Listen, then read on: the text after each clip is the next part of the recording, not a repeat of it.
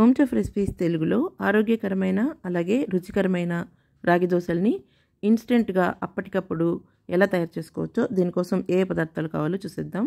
ముందుగా ఒక గరిటెడు అంటే 2 టేబుల్ స్పూన్లు బొంబాయి రవ్వ వేసుకుని అందులోనే 1 కప్పు శుభ్రంగా జల్లించుకున్న రాగి పిండి కూడా వేసుకుందాము. ఇప్పుడు ఇందులోనే 1 టీ స్పూను జీలకర్ర వేసుకుని తర్వాత రుచికి సరిపడా 1 అర స్పూన్ వరకు సాల్ట్ కూడా వేసుకున్న తర్వాత ఇష్టమైతే కొద్దిగా పెరుగు వేసుకోవచ్చు 1 టేబుల్ స్పూను, లేదంటే మనం మామూలుగా వాటర్ మాత్రమే వేసేసుకొని కూడా దీన్ని కలుపుకోవచ్చు.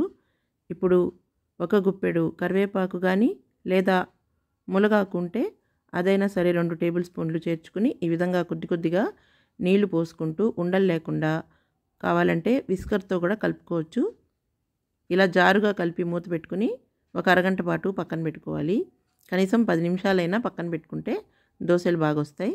ఇప్పుడు 10 నిమిషాల తర్వాత దోశల తవాని కొద్దిగా గ్రీస్ చేసుకుని మంటని మీడియం ఫ్లేమ్లో పెట్టుకుని ఈ విధంగా దోశల్లాగా వేసేసుకుని మనకి ఇష్టమైతే పిండిలో అయినా సన్నగా తరిగిన ఉల్లిపాయలని పిండిలోనే అయినా వేసుకోవచ్చు, లేదా ఈ విధంగా దోశ చేసుకున్న తర్వాత పైన ఇలా చల్లుకోవచ్చు అన్నమాట.